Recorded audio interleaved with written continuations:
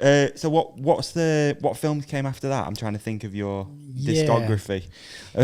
So that was like just making a few films, and then it was actually Tim March. I wrote for Howie's back in the day, and he was the sponsor guy. I don't know what he was, brand manager maybe. And he said, what you need to do is you need to start putting these online, and you need to just start filming stuff. So basically he called the vlog out a long time ago, right, before it was a thing, right.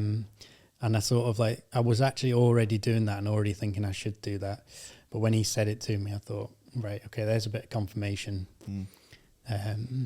Need to actually do this. So yeah, just started filming on that flip cam, and then the original film I did at high school was called The Dudes of Hazard, which Gordy actually came up with. What the name? Yeah, so like me and Richard, who we were making the film, we had never watched The Dukes of Hazzard. So we were like, yeah, Dukes of Hazzard sounds good. Yeah, we'll do that. That'll do. So then, called that, and then just started dropping episodes, episode 1, 2, 3, 4, 5 to 6 of The Dudes of Hazzard, which was like essentially a travel vlog, but they were short, so they weren't like modern day 20-minute vlogs. They were still only 3 to 5 minutes. So this is like the first sort of mountain bike. Yeah, I think it's hard to imagine a life before vlogs. Yeah. At the time, people were like, "Oh, this is a bit like," I can't remember the name of it now. There was this ski one, the Line Travelling Circus, actually, which I didn't know about, and then I watched a few back, and I was like, "That's not like that. That's rubbish." but it had the same like low key, low tech vibes. And that was pretty good. Have you always had like an eye for branding? I feel like you can take these things like Dudes of Hazzard and to me, Dudes of Hazard's like a brand. Yeah, it's got a real strong aesthetic, hasn't it? For sure. That's what I was going to ask about as well. Yeah. I mean, that's at the time I didn't know much about branding, so we just like wanted a logo. So put a thing on like, can someone make a logo? And Davey Mack, one of my mates, he just basically changed the Dukes Hazard logo to say Dudes. I think is it one letter difference? I can't remember. Yeah. Dukes. Yes, it is. Yeah. So essentially that was just robbing a brand. I've never really, I guess I have thought, I obviously was aware of Dukes of Hazzard, but I've never put the logos together and thought, it's the same. Like. So that was the same one, the original one, but then once you're stuck with it, you sort of stay with it. But then now, I really enjoy branding and logos and graphic design, really. Do try not to change my logos too much because you got to try and get used to it. But I do like playing with that. Yeah. And the most iconic brands have had the logos for exactly. Ever, Well, just tweaks here and there. Change too often. But that I suppose like maybe talking about brands, the difference between people consider themselves as brands now, which I've never been a big fan of.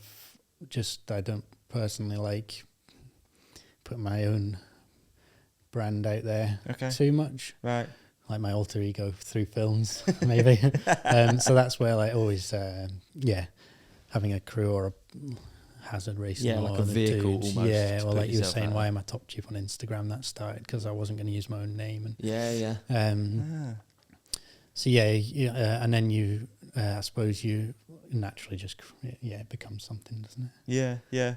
So what was Dudes of Hazzard like? What did it become in the end as well? Yeah, it sort of grew and changed as it went. So it started off just being a sort of I suppose you'd call it a crew. I always thought it was nice to consider it from like the musical sense of being a band. Because that was the closest thing which you could probably see it as. Yeah. Because everyone's got a different role. That's mega cool. So and I just like that cause being into different music and things. Yeah. It started off, I was kind of the video guy and the branding guy and the consistency guy, because I always thought consistency is key for me. You don't want people to see stuff that they don't expect to see in a negative way, because that would instantly just evaporate what you'd made.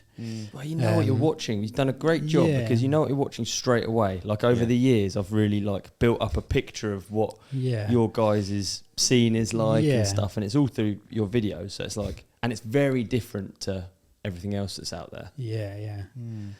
So it started like that, and then it was kind of just lots of different people coming and going. Like I did episode 2 was like Cathro, Stephen Hughes, another couple of mates, and then we did more people, and then basically I signed with Canyon to race on their enduro team, and thought it'd be pretty cool if I could get a couple of mates on this as well. So it was pretty good when I went to Germany to do my sort of interview. Don't know who was interviewing who, but it was an interview. Went there, went to Koblenz, and then managed to get Liam on a deal to do sort of some video stuff with me. And then a couple of months later, I thought, we need to get Ferg on this as well. So got Ferg on this. So wow.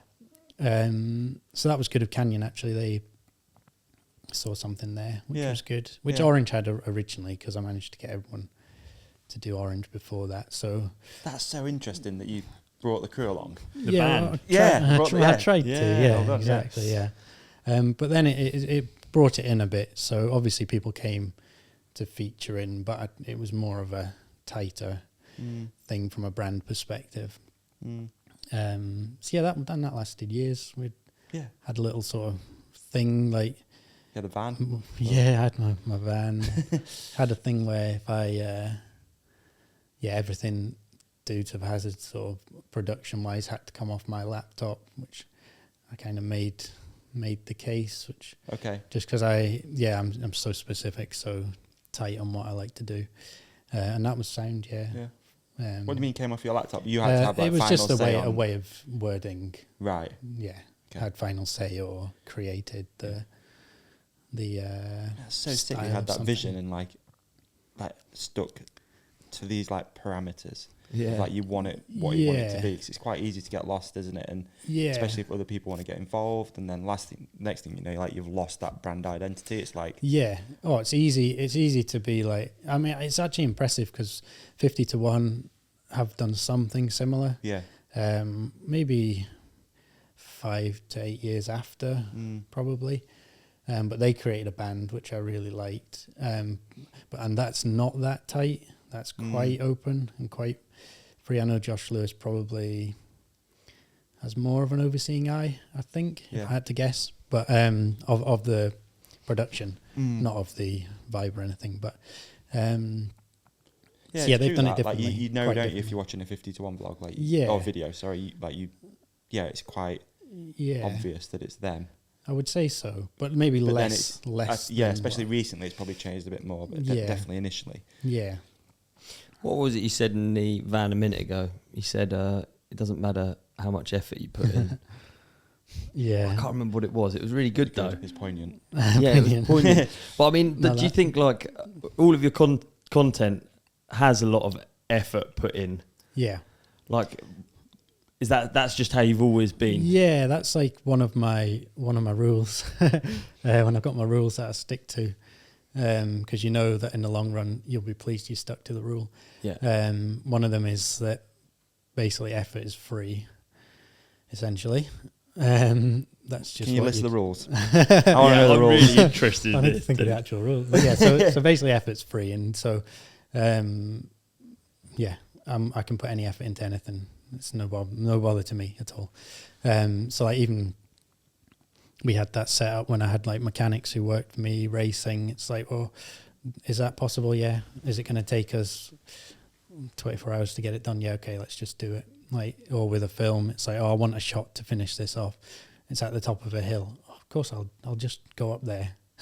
It's only effort. It's only effort. Like, so yeah. What you were saying earlier about heading into London for a 5-second clip.